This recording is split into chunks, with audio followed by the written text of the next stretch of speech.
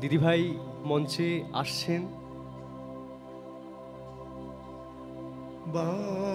আমরা ওনাকে স্বাগত জানানোর জন্য ডেকে নেব আমাদের শ্রদ্ধেয় প্রধান শিক্ষক মহারাজ স্বামী ইষ্টিশানন্দজিকে।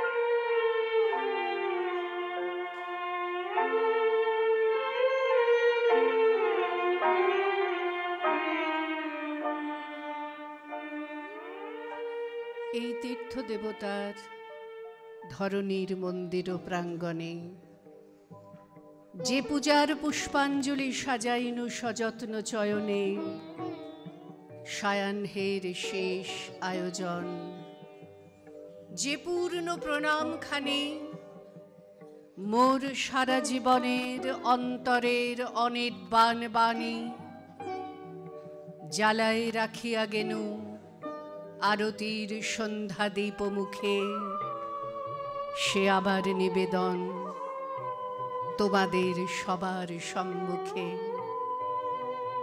হে মোর অতিথি যত, তোমরা এসেছিলে জীবনে, কেহ প্রাতে কেহ রাতে, বসন্তে শ্রাবণ বরিশনে, কারো হাতে বীণা ছিল, কেহ বা কম্পিত দীপ শিখা এনেছিলে মোর দ্বারে, দ্বার খুলে দুরন্ত ঝটিকা বারবার এনেছ প্রাঙ্গণে।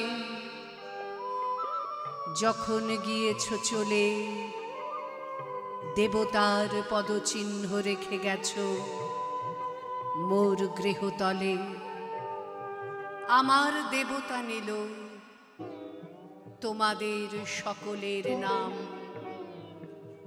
রহিল পূজায় মোর তোমাদের সবারে প্রণাম।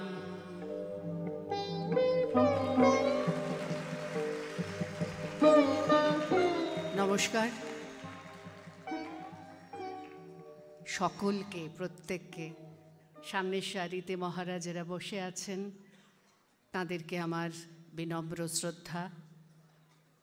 এই বিদ্যায়তনের যে শিক্ষক শিক্ষিকারা আছেন এখানে, তাদেরকে আমার শুভেচ্ছা ভালোবাসা, এবং তোমাদের সকলকে আমার স্নেহ, শুভেচ্ছা, আশীর্বাদ এবং ভালোবাসা। রবীন্দ্রনাথ ঠাকুরের কবিতা দিয়ে অনুষ্ঠান শুরু করেছি। মূল অনুষ্ঠানে যাবার আগে আজকে যাকে মনে করব, এই পবিত্র প্রেক্ষাগৃহে বিবেকানন্দ হলে, এই নরেন্দ্রপুর রামকৃষ্ণ মিশনের ঐতিহ্যবাহী প্রতিষ্ঠানের বার্ষিক অনুষ্ঠানে আজকে 200 বছর পূর্ণ করলেন আমাদের ঋত্বিক কবি মাইকেল মধুসূদন দত্ত। আজ 25শে জানুয়ারি।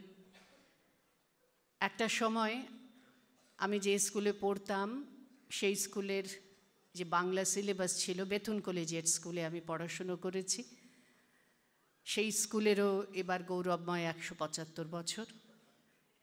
সেই স্কুলের বাংলা সিলেবাসে প্রথম এই কবির সঙ্গে আমার পরিচয় ঘটে, মাইকেল মধুসূদন দত্ত।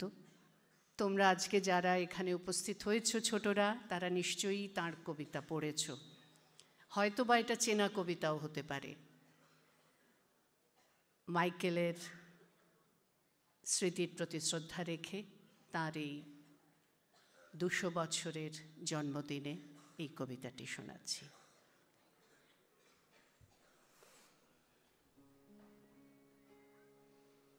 রেখুমা দাসের মনে এ মিনতি করি পদে। সাধিতে মনের সাধ ঘটে যদি পরবাদ, মধুহীন করো না গো তব মনঃ কোকরদে।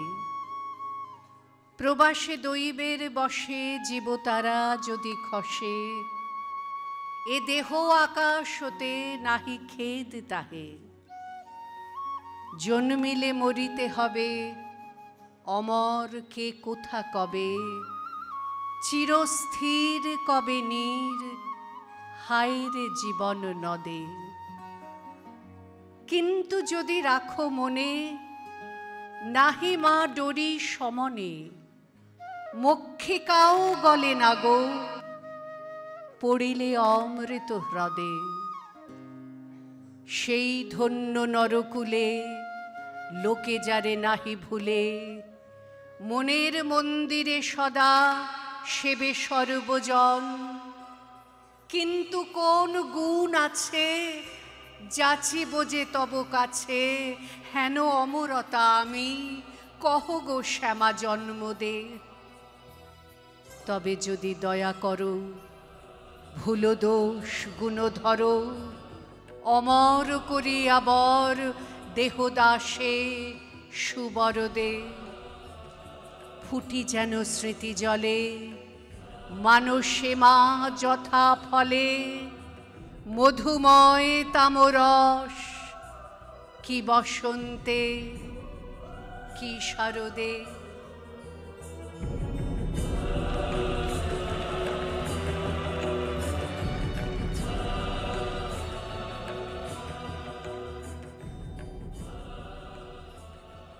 আজকে যাদের ছবির সামনে আমি দাঁড়িয়ে আছি, শ্রী শ্রী ঠাকুর রামকৃষ্ণ, স্বামী বিবেকানন্দ, মা শারদা,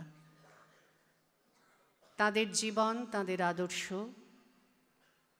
হয়তো রামকৃষ্ণ মিশনের সঙ্গে সরাসরি আমাদের শিক্ষা গ্রহণের সেভাবে সুযোগ হয়নি, কিন্তু তাদের জীবন আর তাদের আদর্শ আমরা জেনে পড়ে বুঝে বড় হয়ে উঠেছি। আজকে রবীন্দ্রনাথের কিছু কবিতা গীতাঞ্জলি থেকে আমি পৌঁছে দেব, এবং সেই কবিতাগুলো আমি তাদের উদ্দেশ্যেই নিবেদন করব। সেই কবিতার পূজার ফুল তাদের জন্য।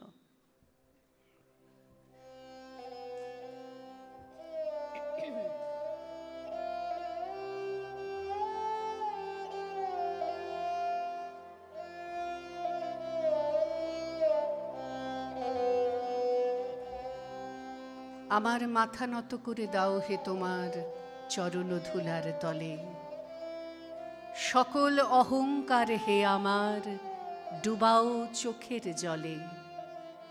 নিজেরে করিতে গৌরব দান, নিজেরে কেবলই করি অপমান, আপনারে শুধু ঘেরিয়া ঘেরিয়া ঘুরে মরি পলে পলে। সকল অহংকার হে আমার ডুবাও চোখের জলে। আমারে না যেন করি প্রচার আমার আপন কাজে, তোমারই ইচ্ছা করো হে পূর্ণ আমার জীবন মাঝে। যাচি হে তোমার চরম শান্তি, পরাণে তোমার পরম কান্তি। আমারে আড়াল করিয়া দাঁড়াও হৃদয়ে পদ্ম দলে। সকল অহংকার হে আমার ডুবাও চোখের জলে। কথা ছিল এক তরিতে কেবল তুমি আমি, যাব অকারণে ভেসে কেবল ভেসে। ত্রিভুবনে জানবে না কেউ আমরা তীর্থগামী, কোথায় যেতেছি কোন দেশে সে কোন দেশে। কুলহারা সেই সমুদ্র মাঝখানে শোনাবো গান একলা তোমার কানে। ঢেউয়ের মতন ভাষা বাঁধন হারা আমার সেই রাগিনী শুনবে নীরব হেসে। কথা ছিল এক তরিতে কেবল তুমি আমি যাব অকারণে ভেসে, কেবল ভেসে। আজও সময় হয়নি কি তার, কাজ কি আছে বাকি? ওগো ওই যে সন্ধ্যা নামে সাগর তীরে, মলিন আলোর পাখা মেলে সিন্ধু পারের পাখি, আপন কুলার মাঝে সবাই এলো ফিরে। কখন তুমি আসবে ঘাটের পরে, বাঁধনটুকু কেটে দেবার তরে, অস্তরবীর শেষ আলোটির মতো তরি নিশীথ মাঝে যাবে নিরুদ্দেশে।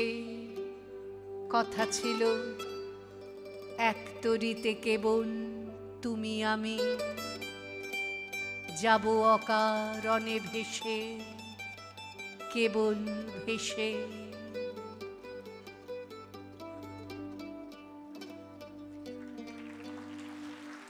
উড়িয়ে ধ্বজা অভ্রভেদী রথে, ওই যে তিনি, ওই যে বাহির পথে।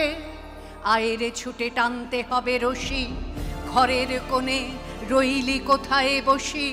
ভিড়ের মধ্যে ছাপিয়ে পড়ে গিয়ে ঠাঁই করে তুই নে রে কোনো মতে। উড়িয়ে ধ্বজা অভ্রভেদী রথে, ওই যে তিনি, ওই যে বাহির পথে। কোথায় কি তোর আছে ঘরের কাজ? সেসব কথা ভুলতে হবে আজ। টানরে দিয়ে সকল চিত্তকায়া, টানরে ছেড়ে তুচ্ছ প্রাণের মায়া। চলে রে টেনে আলোয় অন্ধকারে, নগর গ্রামে অরণ্যে পর্বতে। উড়িয়ে ধ্বজা অভ্রভেদী রথে, ওই যে তিনি, ওই যে বাহির পথে। ওই যে চাকা ঘটছে রে ঝনঝনি, বুকের মাঝে শুনছো কি সেই ধ্বনি? রক্তে তোমার দুলছে নাকি প্রাণ, গাইছে না মন মরণ জয়ী গান? আকাঙ্ক্ষা তোর বন্যা বেগের মতো ছুটছে নাকি বিপুল ভবিষ্যতে? উড়িয়ে ধ্বজা অভ্রভেদী রথে, ওই যে তিনি, ওই যে বাহির পথে। ওই যে তিনি, ওই যে বাহির পথে।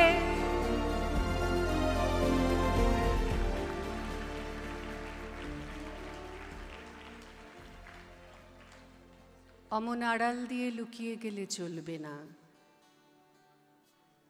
এবার হৃদয় মাঝে লুকিয়ে বসো। কেউ জানবে না, কেউ বলবে না, বিশ্বে তোমার লুকোচুরি। দেশ বিদেশে কতই ঘুরি, এবার বলো আমার মনের কোণে দেবে ধরা, চলবে না? আড়াল দিয়ে লুকিয়ে গেলে চলবে না? জানি আমার কঠিন হৃদয় চরণ রাখার যোগ্য সে নয়। সখা তোমার হাওয়া লাগলে হিয়ায়, তবু কি প্রাণ গলবে না?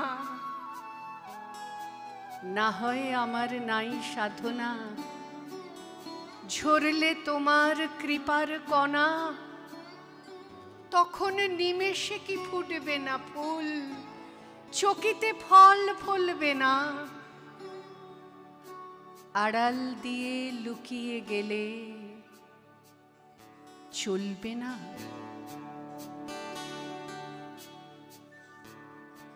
কোথায় আলো, কোথায় ওরে আলো?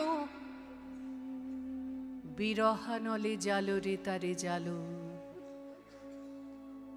রয়েছে দীপ না আছে শিখা, এই কি ভালে ছিল রে লেখা? ইহার চেয়ে মরণ সে যে ভালো। বিরহানলে প্রদীপ খানি জালো, বেদনা দুটি গাহিছে ওরে প্রাণ, তোমার লাগি জাগেন ভগবান। নিশীথে ঘন অন্ধকারে ডাকেন তোরে প্রেমাভিসারে, দুঃখ দিয়ে রাখেন তোর মান, তোমার লাগি জাগেন ভগবান। গগনতল গিয়েছে মেঘে ভরি, বাদল জল পড়িছে ঝরি ঝরি, এ ঘোর রাতে কিসের লাগি পরাণ মম সহসা জাগি, এমন কেন করিছে মরি মরি, বাদল জল পড়িছে ঝরি ঝরি। বিজুলি শুধু ক্ষণিক আভাহানে, নিবিড়তর তিমির চোখে আনে, জানে না কোথা অনেক দূরে বাজিল গান গভীর সুরে, সকল প্রাণ টানিছে পথপানে, নিবিড়তর তিমির চোখে আনে। কোথায় আলো, কোথায় ওরে আলো, বিরহানলে জালো রে তারে জালো। ডাকিছে মেঘ, হাঁকিছে হাওয়া, সময় গেলে হবে না যাওয়া। নিবিড় নিশা, নিকষ ঘন কালো, পরাণ দিয়ে প্রেমের দীপ জালো।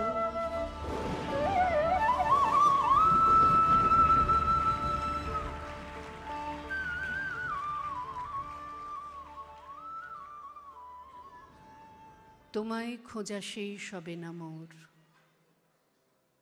যবে আমার জনম হবে ভোর। চলে যাব নবজীবন লোকে, নূতন আশা দেখবে আমার চোখে। নবীন হয়ে নূতন সে আলোকে, পড়ব তব নবমিলন ডোর। তোমায় খোঁজা শেষ হবে না মোর।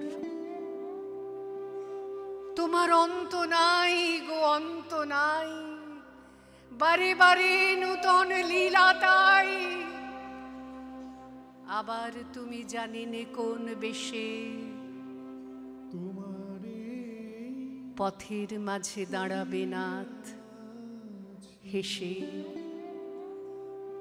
আমার এ হাত ধরবে কাছে এসে, লাগবে প্রাণে নূতন ভাবের ঘোর।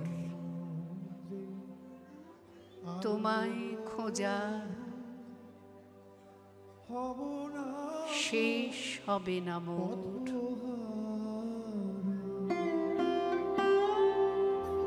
তোমারে করিয়াছি জীবনের আকাশতলে উঠল ফুটে আলোর শতদল, পাপড়িগুলি থরে থরে ছড়ালো দিক দিগন্তরে। ঢেকে গেল অন্ধকারের নিবিড় কালো জল, মাঝখানেতে সোনার কোষে আনন্দে ভাই আছি বসে। আমায় ঘিরে ছড়ায় ধীরে আলোর শতদল, আকাশেতে ঢেউ দিয়ে রে বাতাস বহে যায়। চারিদিকে গান বেজে ওঠে, চারিদিকে প্রাণ নাচে ছোটে। গগন ভরা পরশখানি লাগে সকল গায়। ডুব দিয়ে এই প্রাণ সাগরে নিতেছি প্রাণ বক্ষ ভরে। ফিরে ফিরে আমায় ঘিরে বাতাস বহে যায়। 10 দিকেতে আঁচল পেতে কোল দিয়েছে মাটি। রয়েছে জীব যে যেখানে, সকলকে সে ডেকে আনে। সবার হাতে সবার পাতে অন্ন সে দেয় মাটি। ভরেছে মন গীতে গন্ধে, বসে আছি মহানন্দে।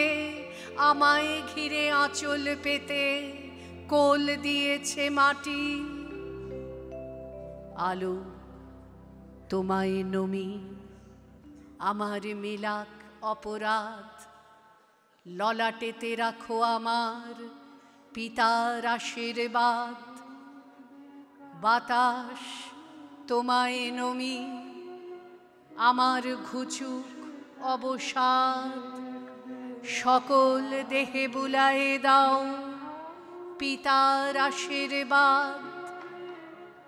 মাটি তোমায় নমি, আমার মিটুক সর্বসাদ, গৃহ ভরে ফলিয়ে তোলো পিতার আশীর্বাদ। পরশমণি ছোঁয়াও প্রাণে, এ জীবন পূর্ণ করো, এ জীবন পূর্ণ করো, এ জীবন পূর্ণ করো, এ জীবন পূর্ণ করো দহন দানে। আগুনের পরশমণি ছোঁয়াও প্রাণে।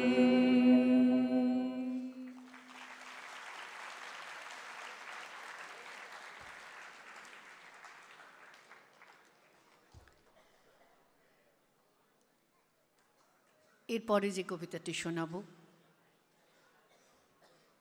তিনি রবীন্দ্র পরবর্তী যুগের কবি, কল্লোল যুগের কবি, কবি অচিন্ত্য কুমার সেনগুপ্ত। আসলে আমাদের প্রত্যেকের মনের মধ্যেই ঈশ্বরের বাস, সব ধর্মের ঈশ্বরের। সেখানে মানব ধর্মই সবচেয়ে বড় ধর্ম, মানুষকে ভালোবাসাই সবচেয়ে বড় ধর্ম। বারবার করে আমাদের মহাপুরুষেরা সে কথাই আমাদের জানিয়েছেন, বলেছেন, শুনিয়েছেন। ঈশ্বর মানুষ হয়েছেন, ঈশ্বর মানুষ হয়েছেন, মানুষ এবার ঈশ্বর হবে। সামান্য কোটি বস্ত্র পরিয়ে ক্রুশে আরোপ করল যিশুকে। চার চারটে সৈন্য যারা তদারক করছিল তারা বসলো যিশুর পোশাক নিয়ে ভাগাভাগি করতে। কেউ নিল বহির্বাস, কেউ কোমরবন্ধ, কেউ পাগড়ি, কেউ জুতো, কিন্তু জামা, গায়ের জামাটা কে নেবে? কি সুন্দর জামাটা, এক ফোঁড় সেলাই নেই কোথাও, সমস্তটা একসঙ্গে বুনে তোলা, বুঝি ওর মার তৈরি। কিন্তু জামাটাকে তো আর ছিঁড়ে চার ভাগ করা যায় না। এসো আমরা জুয়ো খেলি, দেখি কার বরাত খোলে। যিশু নিদারুণ যন্ত্রণায় বিদ্ধ হচ্ছেন, আর তারই ক্রুশের নিচে বসে জুয়ো খেলছে সৈন্যরা। নিপীড়িত মানুষের মধ্যে কাঁদছেন ঈশ্বর। আমরা সেদিকে দেখছিও না তাকিয়ে, কে কোন ভোগ্যবস্তু আয়ত্ত করতে পারি তারই ফিকিরে বসেছি জুয়ো খেলতে।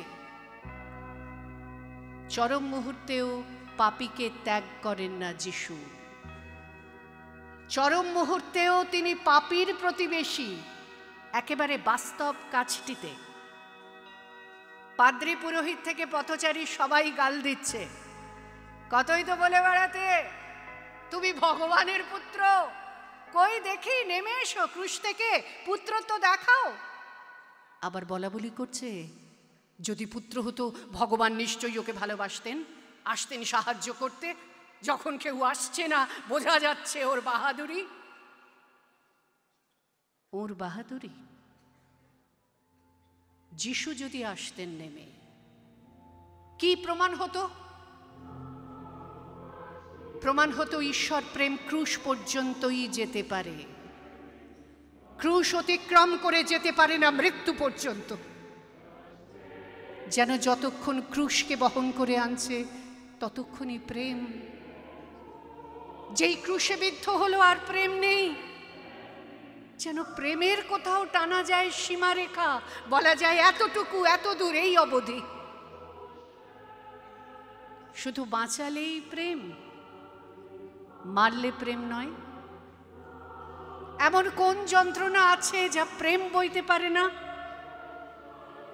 এমন কোন লাঞ্ছনা আছে যা পারে না ক্ষমা করতে? যিশু হঠাৎ আর্তনাদ করে উঠলেন, হে ঈশ্বর, আমাকে তুমি কেন ত্যাগ করলে? এ কান্না তো আমাদের কান্না, এ নালিশ তো আমাদের নালিশ। যিশু যদি যন্ত্রণার মধ্যে প্রসন্ন হাসি মুখে বিদায় নিতেন নীরবে, আমাদের মনে হতো তিনি বুঝি আমাদের নন। ঈশ্বর হয়ে তিনিও ছেড়ে গিয়েছেন আমাদের। তিনি আর্তনাদ না করলে আমাদের কান্নায় তার কাঁদা হতো না, আমাদের রক্তে ঝরতো না তাঁর বুকের রক্ত। মানুষ ঈশ্বরকে হত্যা করল, মানুষকে বাঁচিয়ে দিলেন ঈশ্বর। মানুষ ঈশ্বরকে দিল নশ্বরতা, ঈশ্বর মানুষকে দিলেন অমরত্ব।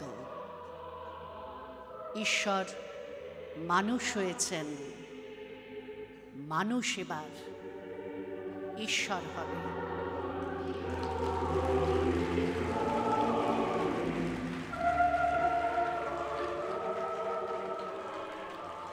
অচিন্ত্য কুমার সেনগুপ্ত কল্লোল যুগের কবি, রবীন্দ্র পরবর্তী যুগ, বাংলা কাব্য সাহিত্যের এক উজ্জ্বল যুগ।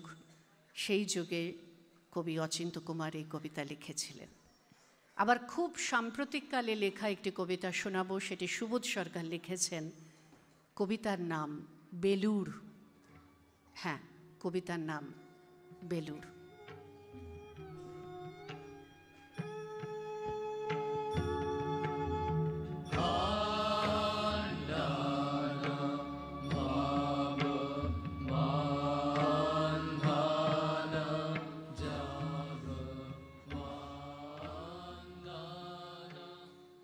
আমি একটা কোনায় দাঁড়িয়ে দেখছিলাম, দুটো ছেলে গেরুয়া বসন পরে মন্দিরের সিঁড়ি দিয়ে ওপরে উঠছিল। এত মন দিয়ে আমি কাউকে সিঁড়ি স্নেহ করতে দেখিনি, এত ভালোবাসা দিয়ে আমি কাউকে সিঁড়ি থেকে ধুলো তুলতে দেখিনি। সিঁড়ি নয়, যেন জননীর ত্বক থেকে ধুলো তুলছিল। এভাবে সিঁড়িতে ধুলো মুছতে আমি কখনো কাউকে দেখিনি। স্থিতপ্রজ্ঞ মহারাজকে জিজ্ঞাসা করলাম, এই ছেলে দুটিকে? মহারাজ মৃদু হেসে বললেন, একজন নিউক্লিয়ার ফিজিসিস্ট, একজন IBM এর 6 লাখ টাকার চাকরি ছেড়ে এখানে এসেছে, সিঁড়ি ধুতে এসেছে। যে সিঁড়ি দিয়ে মানুষ ওপরে ওঠে তা যেন পরিষ্কার হয়। মহারাজ চলে গেছেন। সন্ধ্যা নেমে এসেছে গঙ্গায়, আমার ভিতরেও নামছে সন্ধ্যা। সারা পৃথিবীতে এত সিঁড়ি, সিঁড়িতে সিঁড়িতে এত দাগ, এত ক্রোধ, এত অপমান। আরতি শুরুর আগে মনে হলো, যে সিঁড়ি মুছতে পারে না সে কোনোদিন মানুষের চোখের জল মুছতে পারবে না।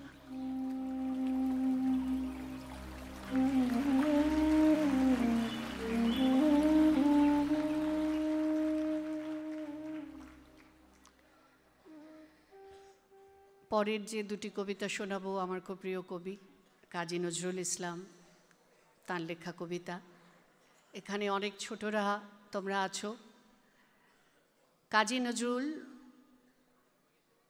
পরাধীন যখন আমাদের দেশ, সেই সময় আগুনের ফুলকির মতো সব কবিতা লিখছেন।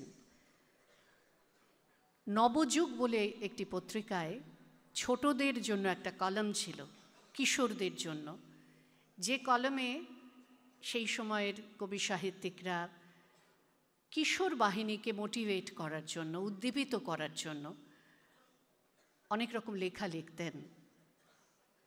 কাজী নজরুল একটি লেখা লিখলেন, একটি ছড়া, সেই তরুণ প্রজন্মকে, সেই কিশোরদের উদ্দীপিত করার জন্য, দেশের স্বাধীনতার যুদ্ধে এগিয়ে আসার জন্য।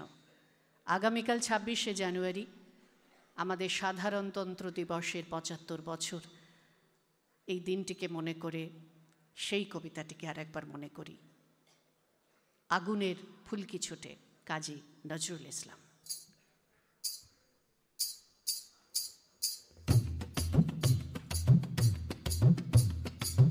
আগুনের ফুলকি ছুটে, ফুলকি ছুটে, ফাগুনের ফুলকি ফুটে, নবযুগ পত্র ফুটে, ফাগুনের ফুলকি ফুটে, আগুনের ফুলকি ছুটে, ফুলকি ছুটে, উল্কার উল্কি লেখায় নিশীথে পথকে দেখায়, আকাশে হযরত আলীর আগ্নেয় দুল দুলকি ছুটে, আগুনের ফুলকি ছুটে, ফুলকি ছুটে।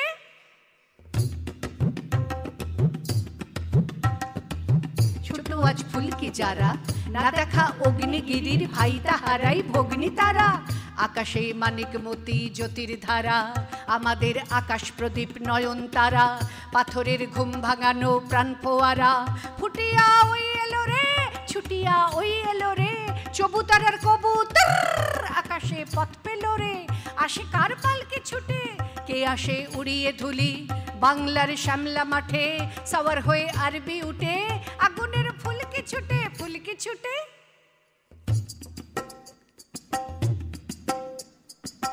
রাত্রির ঘুম ভাঙিয়ে যাত্রীদের দেয় জাগিয়ে, ঘুমাতে পায় না বলে বুড়ারা রক্ত আখি, তবু গায়ে নিদ্রা ভাঙায় ভোরের পাখি সুরের সাকি, ইহারাই ছড়িয়ে পড়ে জীবনের খই ফুটিয়ে, ইহারাই ফুলের কুড়ি আছে সব দল গুটিয়ে, ইহারাই টসটসে রস মৌটু শিখি, এরা কি উদয় তারার ঝিকিমিকি, এদেরই গলার সুরে গান গেয়ে বুলবুল কি উঠে, আগুনের ফুলকি ছুটে, ফুলকি ছুটে।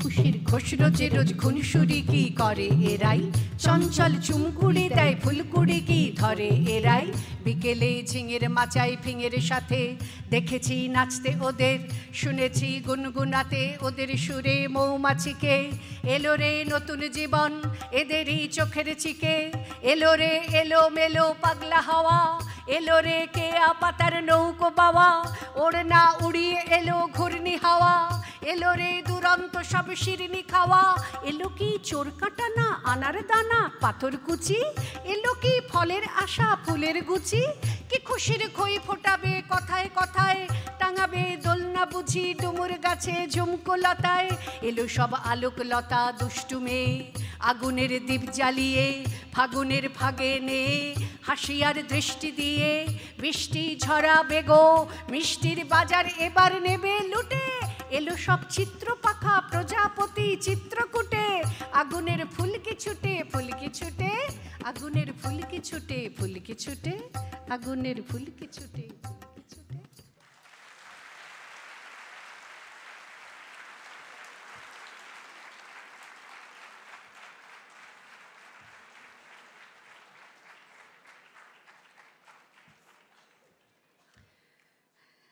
এর পরের কবিতাটিও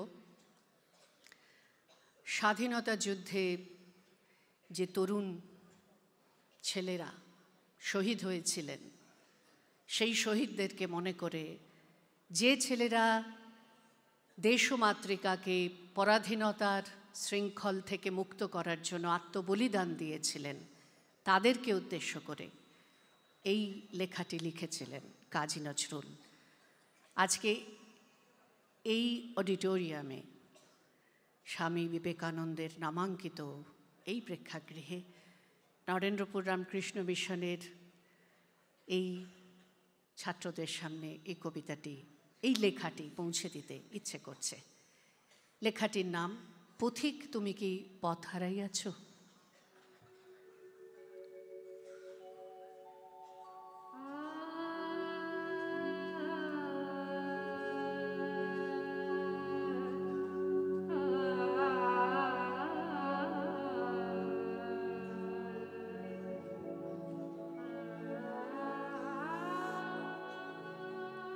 বনানী কুন্তলা ষোড়শী বনের বুক চিরে বেরিয়ে এসে পথহারা পথিককে জিজ্ঞাসা করেছিল, পথিক, তুমি কি পথ হারাইয়াছ? সেদিন দিশেহারা পথিকের মুখে উত্তর জোগায়নি। সুন্দরের আঘাতে পথিকের মুখে কথা ফোটেনি। পথিক সেদিন সত্যই পথ হারিয়েছিল। হে আমার গহন বনের তরুণ পথিক দল, আজ আবার সেই বনানী কুন্তলা ভৈরবী সুতা বনের বুক চিরে বেরিয়ে এসেছে। চোখে তার অসংকোচ, দৃষ্টির খড়গধার, ভালে তার কাপালিকের আঁকা রক্ত তিলক, হাতে তার অভয় তরবারি।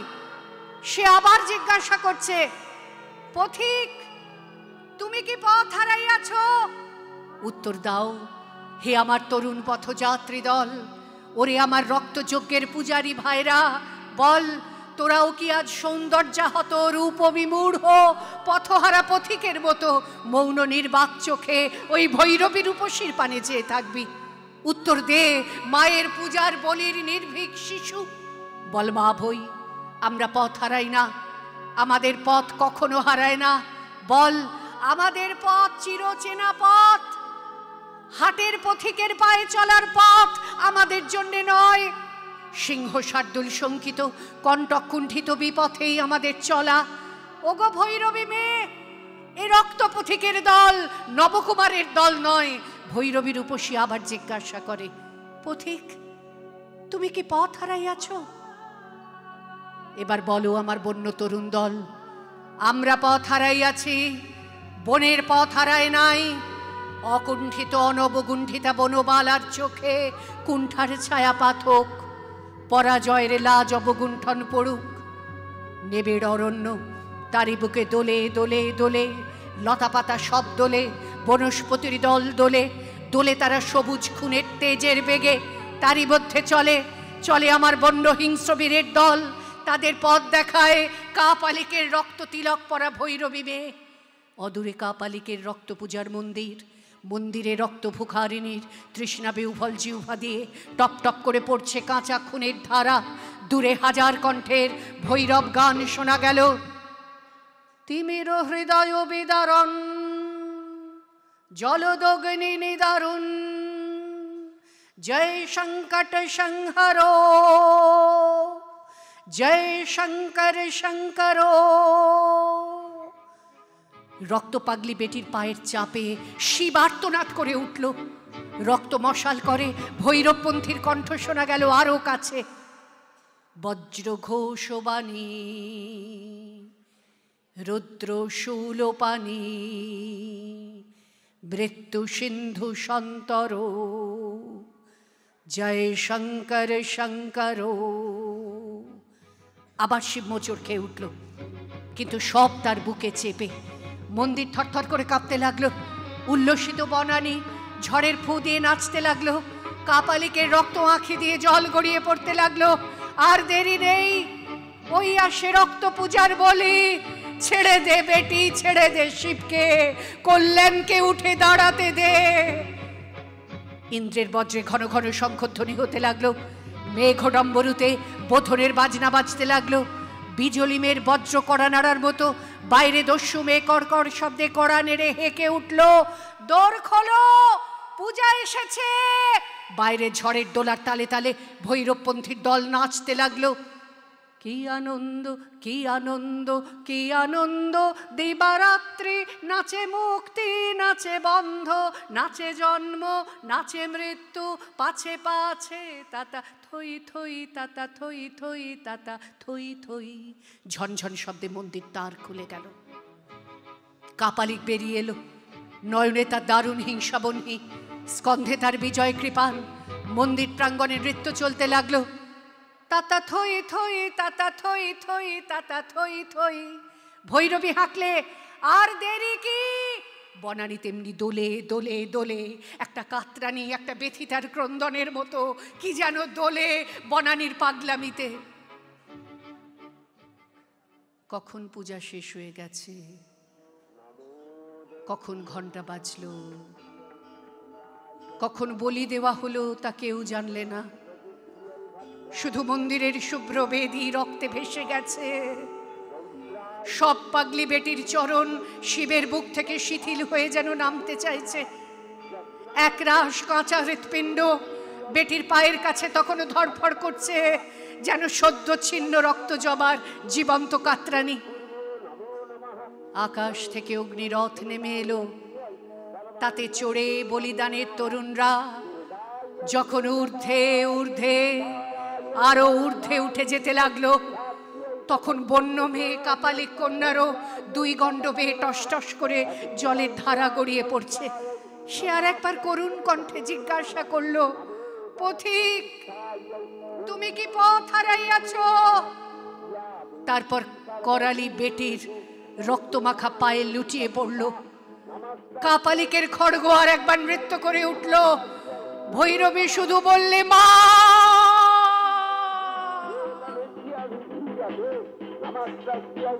ততক্ষণে আকাশ থেকে অগ্নিরথ যাত্রী দলের উত্তর ভেসে এলো, পথ হারাই নাই দেবী, ওই খড়গ চিহ্নিত রক্তপথে শিব জাগাবার পথ। পথ হারাই নাই দেবী, ওই খড়গ চিহ্নিত রক্তপথে শিব জাগাবার পথ।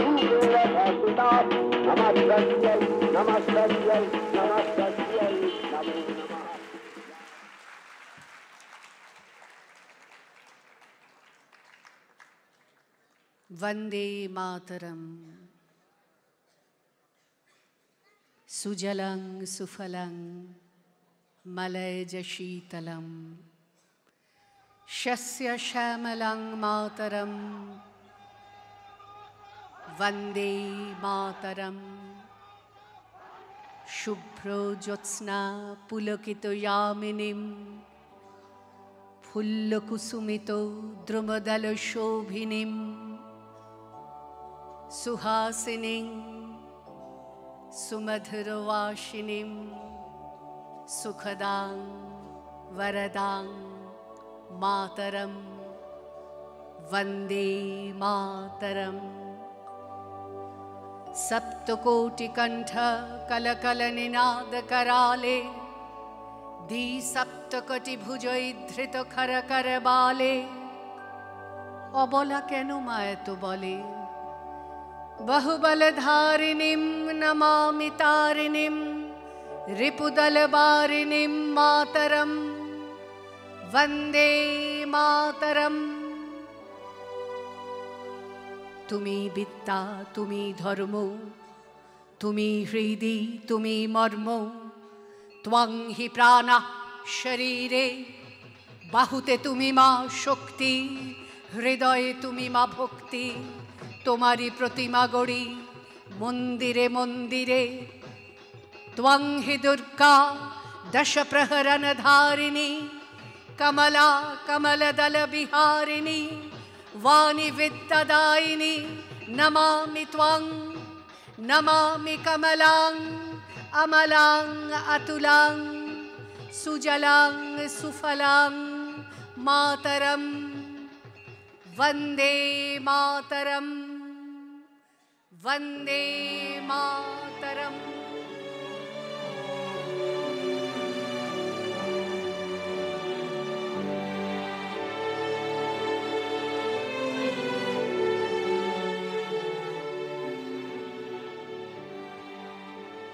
বাবা বলেছিলেন 1947-এর 15ই আগস্ট ভারত স্বাধীন হলো আর আমরা আমাদের দেশ হারালাম।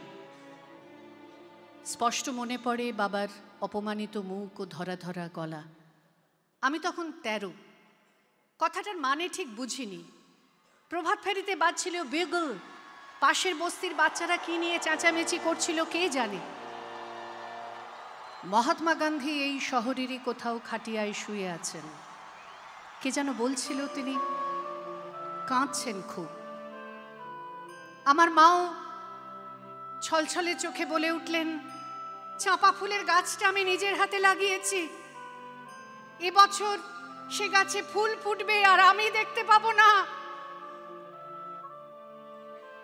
লাহোর না এলাহাবাদ কোন শহরে যেন হোটেলের ঘরে বসে গরমে ঘামতে ঘামতে রাটক্লিফ নামে এক ইংরেজ কাটাকুটি খেলছেন ভারতের মানচিত্র নিয়ে। তিনি আমার মায়ের চাঁপা ফুল গাছটার কথা কিছুই জানেন না। ঝড়ে উড়ে যাওয়ার মতো এক একটা গ্রাম চলে যাচ্ছে সীমান্তের এপারে ওপারে। কারো রান্নাঘর গিয়ে পড়ল নতুন দেশে, কোনো গেরস্থের গোয়াল ঘর রয়ে গেল পুরনো রাজ্যে। অনেক নদীও দুভাগ হয়ে গেল, লক্ষ লক্ষ মানুষের জীবন তছনছ হয়ে গেল স্বাধীনতার মূল্য দিতে গিয়ে। পাঞ্জাব ও বাংলা, যে দুটো রাজ্যের ছেলেরা জীবন পণ করে সবচেয়ে বেশি লড়াই করেছে দেশের মুক্তির জন্যে, সেই দুটো রাজ্যকেই কেটে ফেলে বইয়ে দেওয়া হলো রক্তগঙ্গা।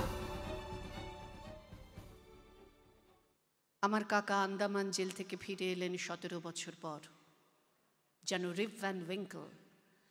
ভেবেছিলেন চোখ মেললেই দেখতে পাবেন পুরনো স্বদেশ।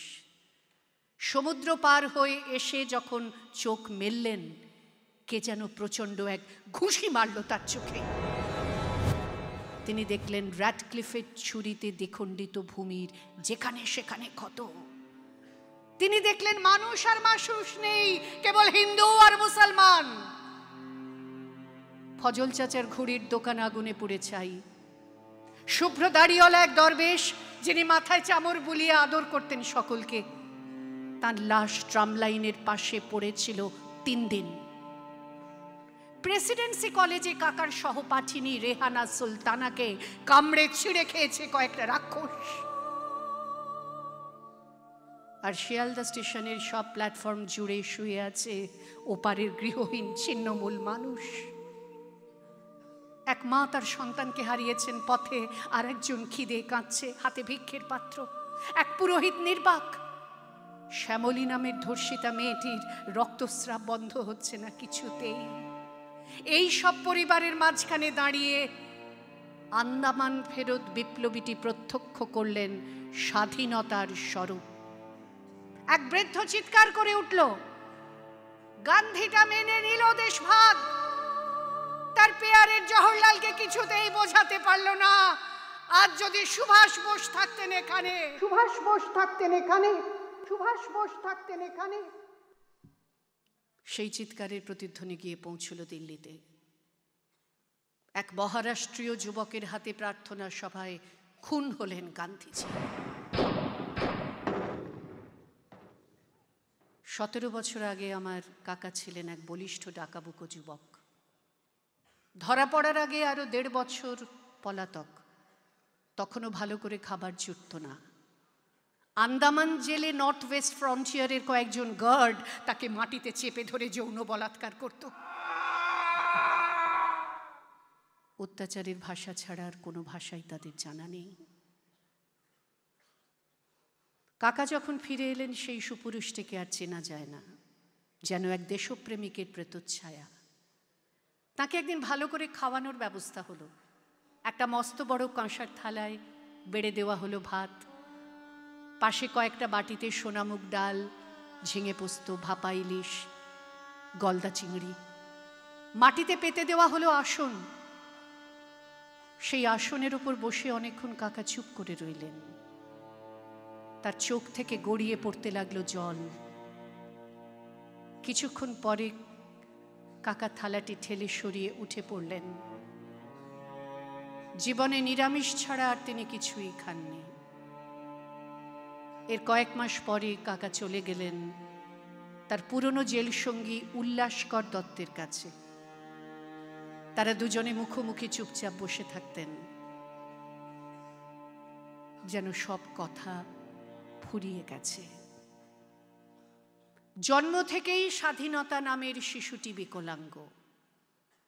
তবু তাকে বারবার সারিয়ে তোলার চেষ্টা হয়েছে বহু যত্নে। তাকে বারবার বদলে বদলে যে জামাটি পরানো হয়েছে তার নাম গণতন্ত্র। পাশের প্রতিবেশী দেশটি অবশ্য সেই পোশাকের তোয়াক্কা করেনি। অবিরাম খুনোখুনি ও সামরিক শাসনে তা রক্তাক্ত ও পরিত্যক্ত হয়েছে।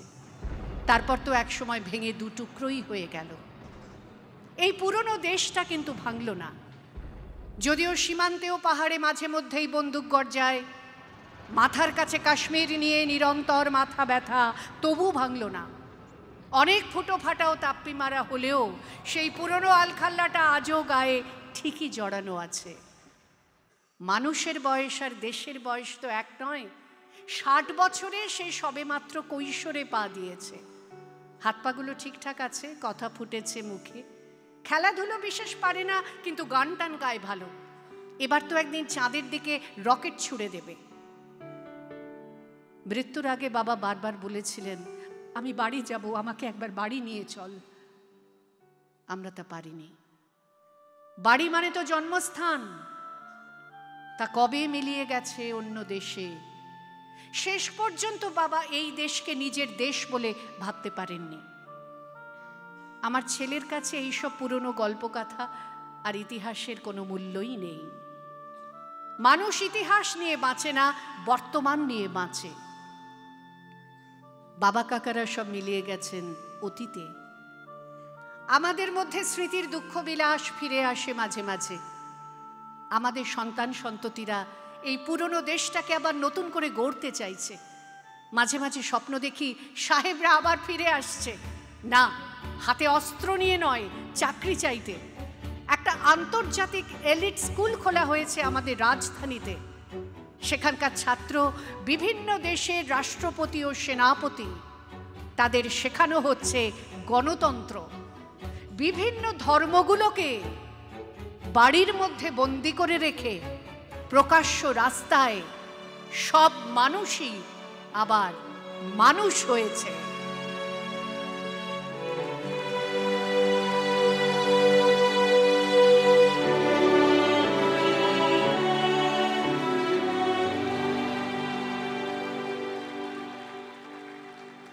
সুনীল গঙ্গোপাধ্যায়ের লেখা, আমাদের স্বাধীনতার 60 বছর উপলক্ষে সুনীলদা এটি লিখেছিলেন, স্বাধীনতা স্বপ্নভঙ্গ নতুন স্বদেশ। আর তার আগে আপনারা সকলেই বা তোমরা সকলেই বুঝেছ, বঙ্কিমচন্দ্র চট্টোপাধ্যায়ের আনন্দমঠ থেকে আমি শুনিয়েছিলাম বন্দে মাতরম। আমাকে সামনে থেকে যারা সহযোগিতা করছেন, শান্তনু বন্দ্যোপাধ্যায়, সুখেন দাস আবহ প্রয়োগ করছেন, ধ্বনি ব্যবস্থার দায়িত্বে আছেন সুখেন, আমার সারথী বাবাই আমার সঙ্গে এসেছেন, জয়া, সবাই এসেছেন নরেন্দ্রপুর রামকৃষ্ণ মিশনের এই বিবেকানন্দ শতবার্ষিকী হলে তোমাদের সঙ্গে তাদের অনুভব ভাগ করে নিতে। তাদের সকলের জন্য একটা করতালি থাকুক। আমার শেষ নিবেদন সেটি সুবোধ সরকারের একটি কবিতা। এই কবিতার কেন্দ্রবিন্দুতে যে আছে, সবাই এই ছোটরা তাদের সকলকে চেনে, বড়রা তো চেনেই, কিন্তু মূল বক্তব্য সেটা নয়। মূল বক্তব্য কিন্তু সেই মানুষটা নয়, সেই খেলাটা নয়। মূল বক্তব্য হচ্ছে জাতীয় ঐক্য, ন্যাশনাল ইন্টিগ্রেশন। যে কারণে এটা বলতে আমার খুবই ভালো লাগে। আজকে এই সাধারণতন্ত্র দিবসের 75তম সাধারণতন্ত্র দিবসের প্রাকলগ্নে দাঁড়িয়ে এটি আজকে আমার শেষ নিবেদন। এটিও সুবোধ সরকারের লেখা। লেখাটির নাম বেহালার ছেলেটা। বেহালার ছেলেটা মানে কার কথা তোমরা বুঝতেই পারছো, সৌরভ গাঙ্গুলি। কোন খেলার কথা সেটাও বুঝতে পারছো, ক্রিকেট। কিন্তু সেই ক্রিকেট বা সেই খেলাকে নিয়ে, সেই সৌরভের কথা বলতে বলতে কবি পৌঁছে যাচ্ছেন জাতীয় ঐক্যের কথায়। সেটাই এই কবিতার মূল ফোকাস, মূল কেন্দ্রবিন্দু।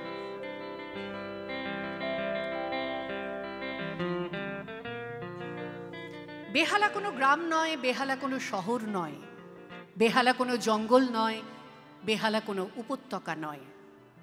রাত 10:30টায় নক্ষত্রের আলোয় ট্রাম ভর্তি লোক, রাত 11টায় খিদিরপুর থেকে 5:37 নম্বর ছুটে আসছে গোটা খিদিরপুর নিয়ে। রাত 11:30টায় গোটা ডায়মন্ড হারবার রোড চলতে শুরু করলো। আর ঠিক কয়েক মিনিটের মধ্যে ডায়মন্ড হারবার রোড কীর্তি নাশার মতো ছড়িয়ে গেল সারা ভারতবর্ষে। কয়েক হাজার মাইল দূরে বেহালার ছেলেটা ব্যাট করছে তখন। শান্ত অথচ রাগী, স্থির কিন্তু তেজি, সমাহিত কিন্তু ছটফটে। মা দেখো দেখো, কি সুন্দর দেখাচ্ছে আমাদের ছেলেটাকে। কে কে বললো কথাটা? তারাতলায় থাকো? না, আমি রাজারহাটে থাকি, আমি বারাসাত, আমি বহরমপুর, আমি কোচবিহার। কয়েক হাজার মাইল দূরে বেহালার ছেলেটা ব্যাট করছে তখন। আকাশ থমথমে, ভারতবর্ষের আকাশ চিরকালই থমথমে। গরিবের ভারত, বড়লোকের ভারত, অভিজাত ভারত, দলিত ভারত। একটা দুরন্ত 6 মারল ছেলেটা। জ্যোৎস্না পার হয়ে, জ্যোৎস্না পেরিয়ে বল গিয়ে পড়ল অসমের জঙ্গলে। সেখানে 3 জন টেররিস্ট অপেক্ষা করছিল সাইনাইড খাবে বলে। 3 জনই একসঙ্গে লাফিয়ে উঠল, আহ মৃত্যু দাঁড়াও, আর একটা 6 দেখে যেতে চাই, জীবন কি সুন্দর। জ্যোৎস্না পার হয়ে, জ্যোৎস্না পেরিয়ে বল গিয়ে পড়ল বম্বের ধারাভিতে, এশিয়ার সবচেয়ে বড় বস্তিতে। কয়েকজন মারামারি করছিল রুটি তড়কা নিয়ে, থেমে গেল। হই হই করে উঠল গোটা বস্তি। জোয়ারের মতো বেরিয়ে এলো খেতে না পাওয়া ভারতবর্ষ। জ্যোৎস্না পার হয়ে, জ্যোৎস্না পেরিয়ে বল গিয়ে পড়ল আমেদাবাদে। বল জিজ্ঞেস করলো, তোমরা কাকে পুড়িয়ে মারছো? বল গিয়ে পড়ল শ্রীনগরে। বল জিজ্ঞেস করলো, কি হয়েছে তোমাদের? এত বছর ধরে একই ভুল করে চলেছ তোমরা। বিধ্বস্ত ভারতবর্ষ বেরিয়ে এলো একটা 6 দেখবে বলে। মা, মা দেখো দেখো কি সুন্দর দেখাচ্ছে আমাদের ছেলেটাকে। কে কে বলল কথাটা? আমি ধর্ম, আমি অধর্ম, আমি ব্রাহ্মণ, আমি চণ্ডাল, আমি রাস্তা ঝাড় দিই, আমি ইট ফাটাই, ইট তুলি, আমি কলেজে, আমি মাঠে, আমি জেলখানায়, আমি 12 তলায়, আমি বস্তিতে। কে কে আসলে কে? আমাকে চিনলে না? আমি ভারতবর্ষ। আর ওই যে রাস্তাটা, ট্রাম লাইন চলে গেছে গরিবের ঘর ছুঁয়ে, অনন্ত নক্ষত্রে ঘেরা, ওটাই বেহালা, ওটাই ওর পাড়া। বিদ্যুৎ বেগে আর একটা বল চলে যাচ্ছে বাউন্ডারির বাইরে। গ্যালারি নয়, গোটা ভারতবর্ষ উঠে দাঁড়িয়েছে বলটা কোথায় গেল একটু দেখবে বলে। ধর্ম ভুলে, জাতি ভুলে একসঙ্গে।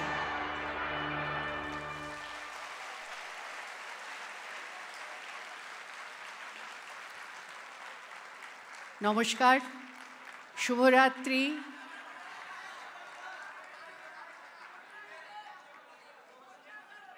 আবার আসবো, মহারাজ বলেছেন তোমাদের শেখাতে আসবো।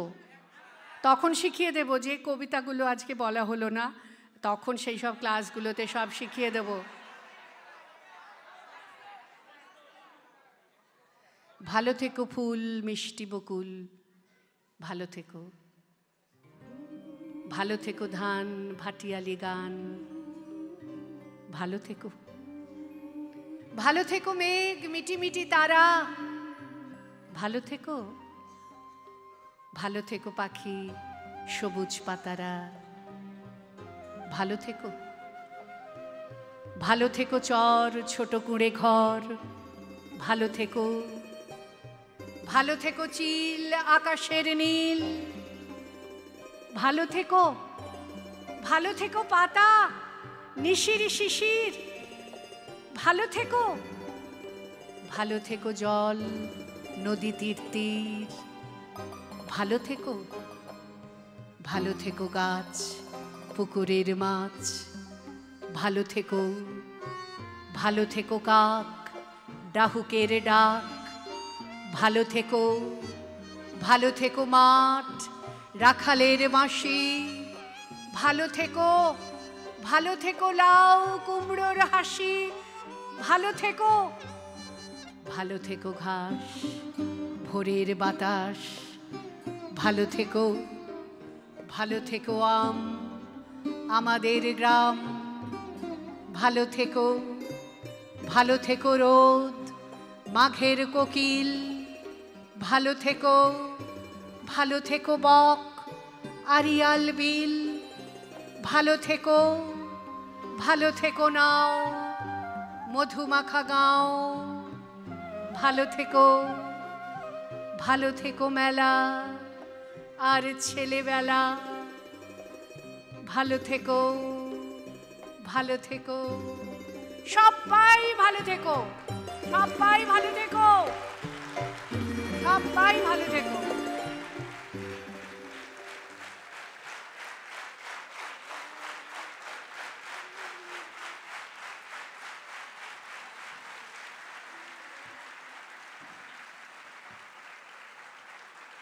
হ্যালো, আমরা একটুখানি শেষ থেকে শুরু করব। তার আগে আমাদের এই সন্ধ্যাটিকে ভরিয়ে তোলার জন্য বিদ্যালয় পরিবারের পক্ষ থেকে, ছাত্র ভাইদের পক্ষ থেকে দিদিভাইকে অনেক অনেক শুভেচ্ছা ও ভালোবাসা জানাই।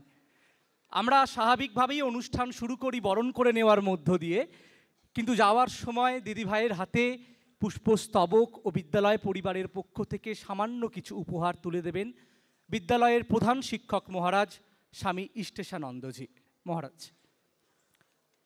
মহারাজের হাতে তুলে দিচ্ছেন দিদিভাইয়ের হাতে পুষ্পস্তবক, শ্রী শ্রী মা শারদার ছবি ও প্রসাদী শাড়ি, আমাদের লোকশিক্ষা পরিষদে উৎপাদিত সামান্য কিছু দ্রব্য উপহার হিসাবে।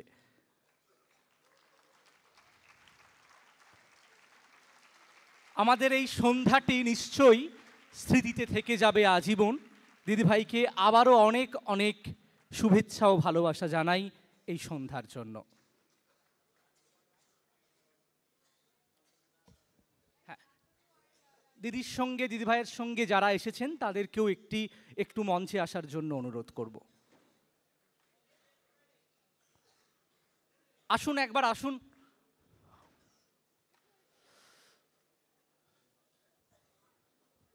আবহে মিউজিকে যারা ছিলেন প্রত্যেকে আসার জন্য অনুরোধ করছি। শ্রী শ্রী মা শারদার ছবি তাঁদের হাতে তুলে দিচ্ছেন।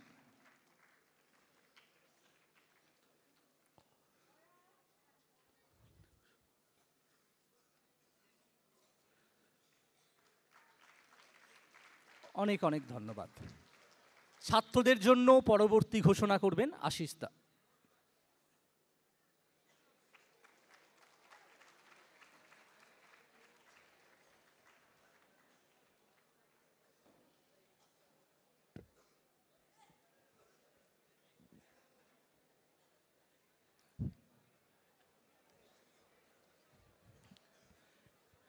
আমাদের আজকের এই তৃতীয় দিনের সন্ধ্যায় একটি বিশেষ ঘোষণা আছে। মঞ্চে উপস্থিত আছেন শ্রীমতী বন্দ্যোপাধ্যায়, শ্রীমতী ব্রততী বন্দ্যোপাধ্যায়। আমরা একটু আগে বিদ্যালয়ের তরফ থেকে মাননীয় বন্দ্যোপাধ্যায়কে আমরা অনুরোধ করেছিলাম যে বিদ্যালয় প্রাঙ্গণে যদি ওনার এই আবৃত্তির প্রশিক্ষণ করানো যায়, এবং ব্রতদিদি খুব সানন্দে রাজি হয়েছেন এবং আগামী মাস থেকে ওনার এই ব্রততী পরম্পরা ওর তরফ থেকে বিদ্যালয়ে প্রশিক্ষণ শুরু হবে। আজকের এই বিশেষ ঘোষণা এবং উনি সানন্দে রাজি হওয়ায় আমরা খুবই আনন্দিত। পরবর্তী দিনে আবৃত্তি শুধু কবিতা পাঠ নয়, এই শিল্পকে কি উচ্চমাত্রায় নিয়ে যাওয়া যায় আমরা প্রত্যক্ষ করলাম এক্ষুনি। এবং আমাদের ভবিষ্যতের যারা ছাত্র বন্ধুরা তারাও আগামী দিনে এই শিল্পকে এগিয়ে নিয়ে যাবে আমাদের শ্রীমতী বন্দ্যোপাধ্যায়ের হাত ধরে, এই প্রার্থনা করি।